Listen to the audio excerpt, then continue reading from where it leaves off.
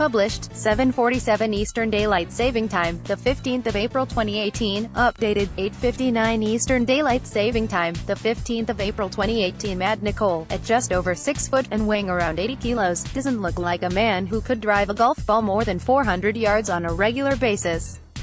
However, the 27-year-old from Jersey is the European long drive golf champion, and hopes to be at the forefront of a revolution in the sport. "A lot of people are shocked," he says.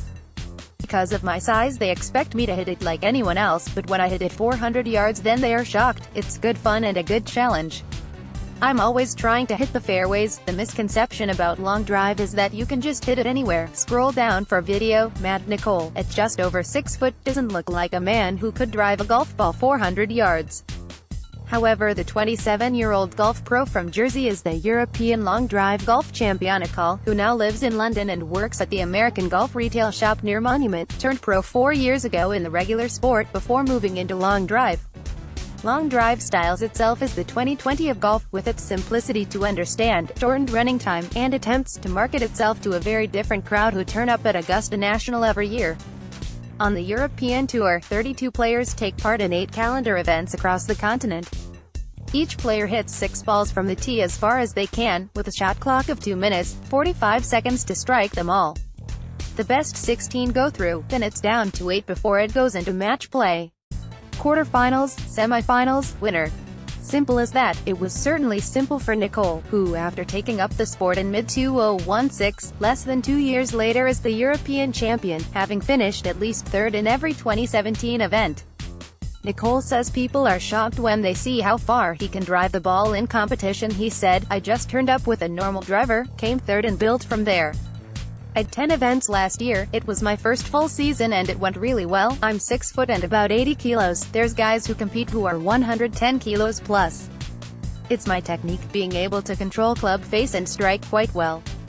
I know when I miss-hit a shot how to adjust. I'm pretty consistent. Other guys might be quicker and bigger but can hit it offline easily.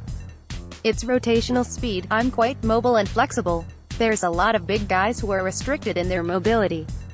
They can put more mass into the ball, but I get the speed. The trick for me is to create a lot of rotation. It's not about power, but the torque speed. Getting the right equipment is the right thing as well. Most drivers slice the golf ball, because you're hitting down on it. It needs a switch in technique." Nicolle competes on the European Long Drive Tour and is eyeing a move to the World Series. Stats are quite something. Nicolle's best effort so far in competition is 421 yards, and he averages around 400, at least 50 yards further than Tiger, Rory, and the rest of the main tour's leading pack. He started his long drive defense in France on April 8, and came second with a drive of 386 yards in the final that was beaten on the last ball, an outcome which clearly still rankles. He averages a 140 miles per hour club swing speed, and generates over 200 miles per hour on the ball. For the PGA Tour, the average for ball speed is 170 miles per hour, he tells me, with just a little hint of pride. Translating these numbers into a sport worth watching is the main challenge. Sky Sports shows the Long Drive World Series on its Golf Channel. Getting to that level is Nicolle's ambition, particularly when it arrives for its British leg in London in June.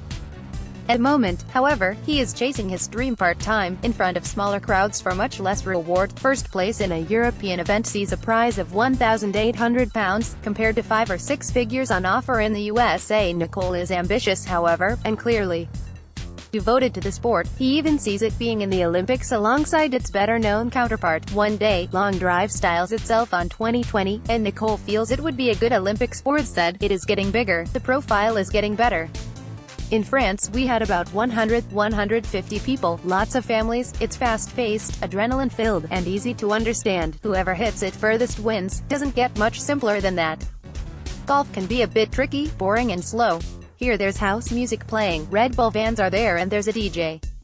Every shot you hit in normal golf you want it to be quiet. Here it's the opposite. I'm looking to do this for a while, as long as my body can take it. Is pound you up. You need to stay healthy and injuries can be a big thing. You're going out 100%. It's trying to get on the back of regular golf. We want it to be a bit niche and specialist.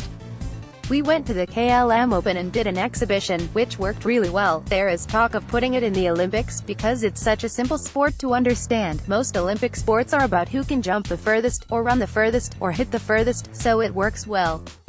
You just need enough countries. After our chat, Nicolle takes me to the virtual driving range in the shop, to show off his skills. He uses a club with a 48-inch shaft, unusually long, hard and stiff, in order to get most power.